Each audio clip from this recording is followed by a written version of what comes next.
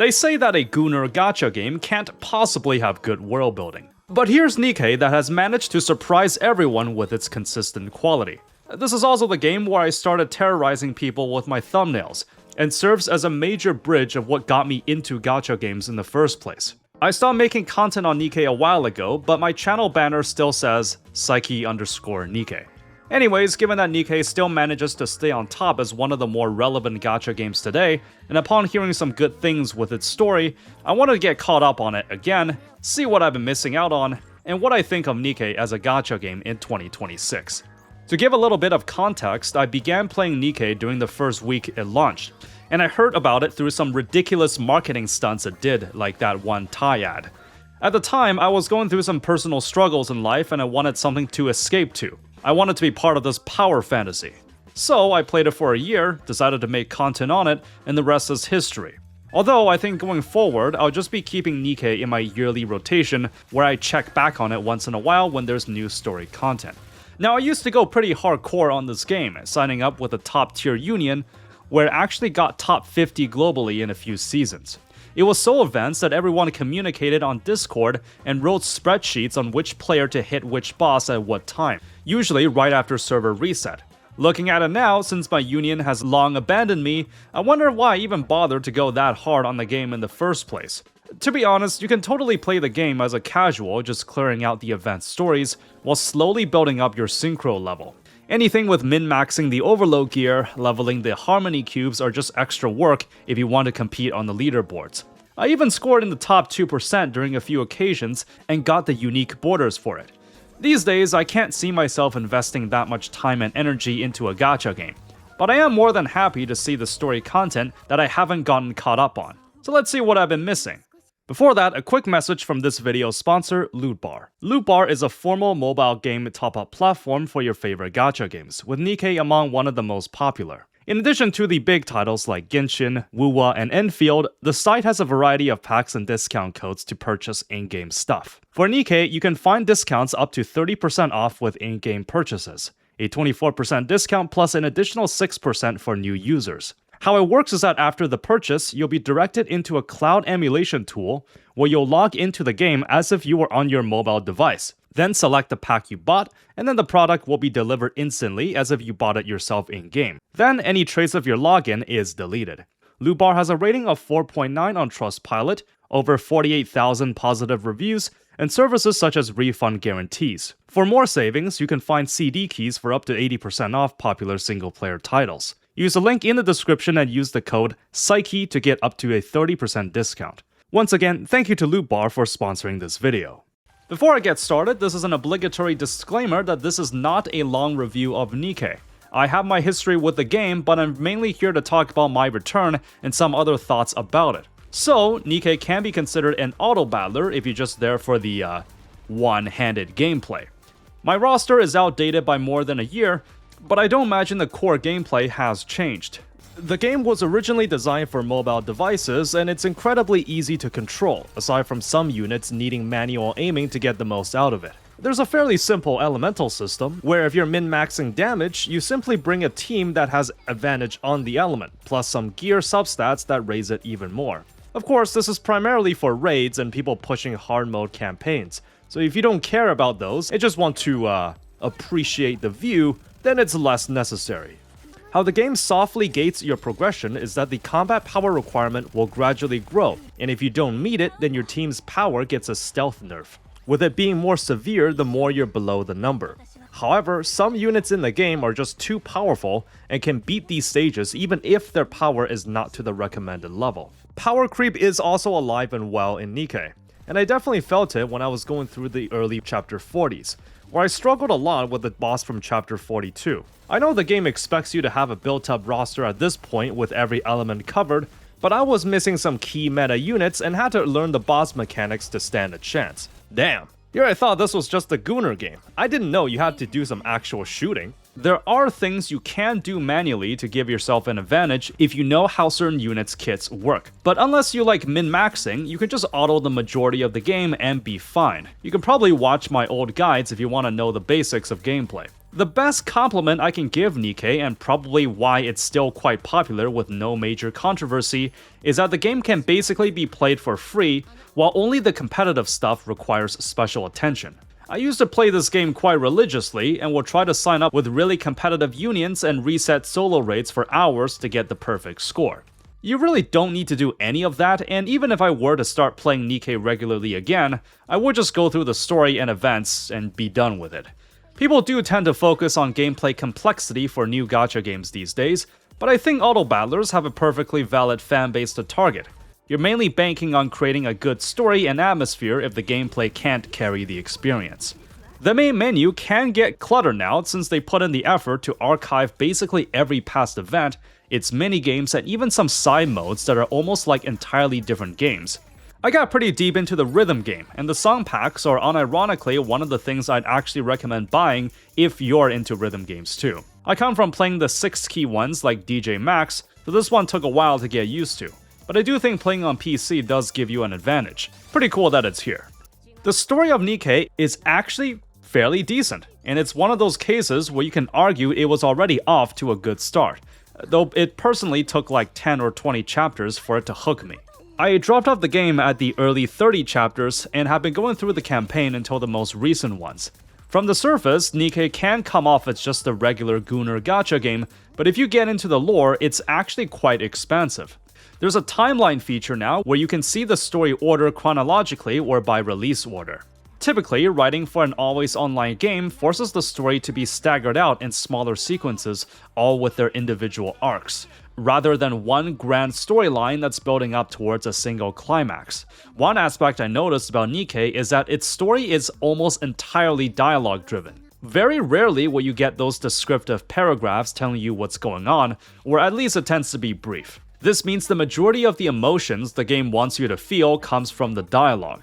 I'm a believer that being able to convey as much meaning in as few words as possible takes real skill, and you can see that there are subtle hints and implications that highlight each character's personality. For what it's worth, this might be pretty controversial, but I think Nikke's story is around the same level as Arknights. I wouldn't say there's a clear winner, but I would personally put them on the same pedestal.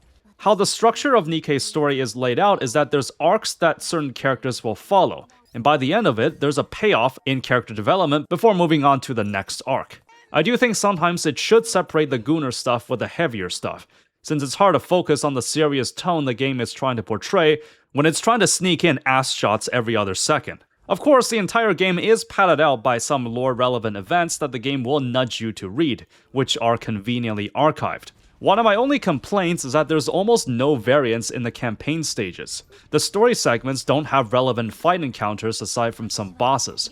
You just randomly fight a mob of enemies while the story has nothing to do with combat. You can probably take out most of the trash mob levels and it would have no impact on the story. At least you can skip those fights if you're already powerful enough. In terms of story relevance, due to the limitations of its design, I guess they can't really do tailored levels that make every story encounter feel unique.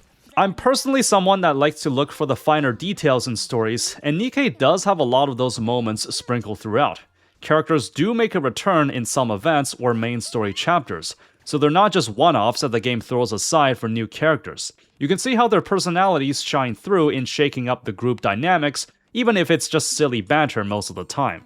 Which dub you use is ultimately subjective, but I personally can't see a scenario where I turn off the Japanese voiceovers. Now, some units do get an upgraded version, which can introduce character development, but also adding a new variant of them into the gacha pool. I'd say the first time I really got somewhat invested in the lore was the 0.5 anniversary event, which was also the one that gave birth to this gremlin. People may dismiss Nikke as a Gunner game, but I mean, surprisingly, the story is up there in my opinion. So the more gacha games I've played, the more I realize that Nikke has actually impacted more games in how they design their progression than I thought. As you might know, there's no true level cap in the game. Okay, technically there is, but you're not gonna reach it unless you're a mega whale. As an auto battler, it streamlined basically every single functionality, and some of its mechanics are even used by other games that followed some of its designs. You just need to level 5 characters for everyone else to share the same power level. Man, that 160 wall seems so long ago. I was able to reach the level 400s mark thanks to that new material conversion thing, and I've neglected doing hard mode campaign ever since I was still making Nikke content. You get more materials for clearing more campaign stages, so indirectly it solves the issue of gacha games wanting its players to get caught up in the story. In case it's not clear, due to gacha games needing to push out new story content to introduce new characters for you to pull on, it's to its best interest to nudge players to stay up to date on it. You'll usually see incentives like free pulls being rewarded to hurry people along. Since there's no dedicated weapon slot, you just have to check back every day to collect your resources, and occasionally raise the synchro level. There's skill leveling, which can be time-gated if you're in a rush to raise a lot of units at once, but generally there's cutoff points depending on how much you're willing to invest. The gearing system is also pretty basic, which I'm actually glad for and wish more gacha games did this. You just have to use this module thing to reroll 3 substats and their potency, which I don't think the list of stats have changed since I last played this. There's also that Commander Doll upgrade thing for your favorites, but this came right before I left, so I had to take some time to learn it.